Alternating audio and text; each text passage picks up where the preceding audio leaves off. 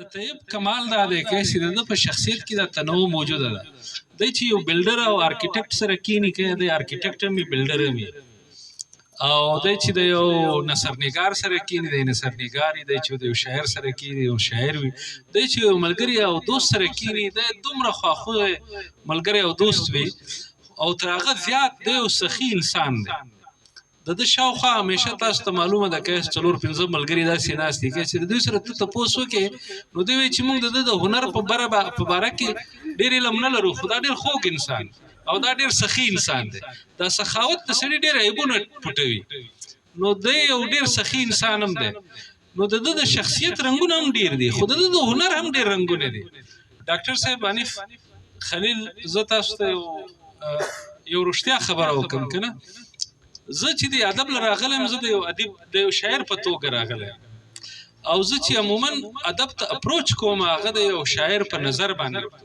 هغه په انګریزي کې ورته وایي که یعنی اپلاینګ ا پویټ لینز، صحیح دی که یعنی تاسې هر ریالټي ته هر حقیقت ته اپروچ کوئ نو ته د یو شاعر نظر اپلای کوئ په هغه باندې.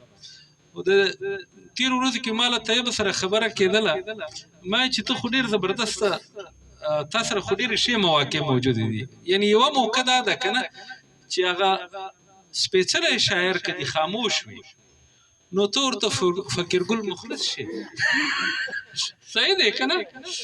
یعنې یو داسې شخصیت په خپل ځان کې پیدا کول چې هغه و دنیا ته فیک ښکاري، جعلي ښکاري، خو تا ته د هغه سپېڅلتیا معلومه ده. او یقین وکړه چې په ډېرو حالتونو کې هغه فقیرګل مخلص چې کم نظر دی هغه زیات موزون وي او زیات دروند وي او زیات اپیلینګ وي د هغه چې کم طیب جان په خپله دی که نه.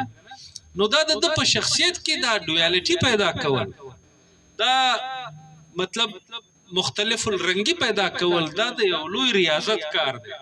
او یو وخت یعنی چې موږ د تصوف ویلو، په دا تصوف کې به صوفیانو دا کار کولو که نه، یعنی په هغو کې به دا گنجایش موجوده ده. د ملامتیا سلسله هغه درویش صاحب هغه مایل صاحب ویلی چې به یو چا به په دغه باندې ونیولو نو ده ویل زه خو یم د ملامتیا سلسلې مقلد که نه.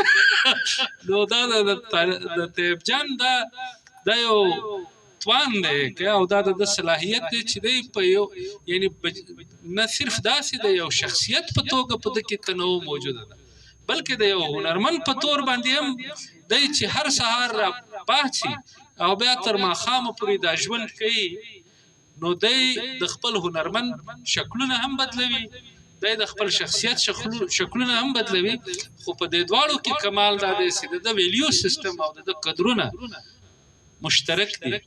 که دی په هر شکل باندې له تا سره معامله کوي، د یو هنرمند په شکل کې یا د یو شخصیت په شکل کې، خو د قدرونه له یوې منبع له یوې خزانې له یوه سورسه څخه سپړي، او هغه موږ د په عام روزمره ژوند کې هم لیدلی سو او د یو هنرمند په طور باندې د په کتاب کې هم لیدلی سو.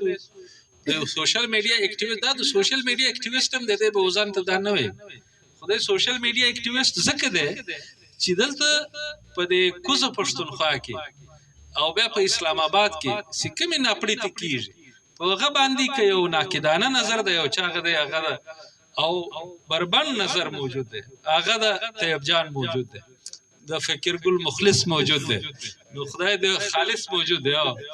نو دا د ده د شخصیت رنګونه دي چې دا دومره مخلوق ما ته دی وایي چې اصل پروګرام خو لاړو ځکه چې دا ټولې کرسیانې ډکې وي، نو کم خلک چې تللي دي هغه خلک و چې د ده د شخصیت څه رنګونه پېژندل، او داسې موجود دي دا هغه خلک موجود دي چې د ده د شخصیت په ټولو رنګونو خبر دی.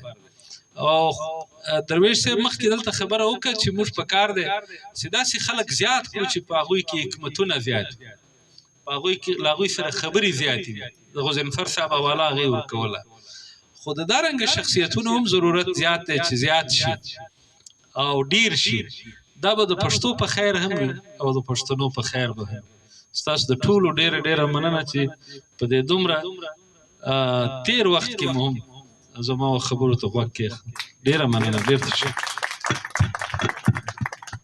مهرباني.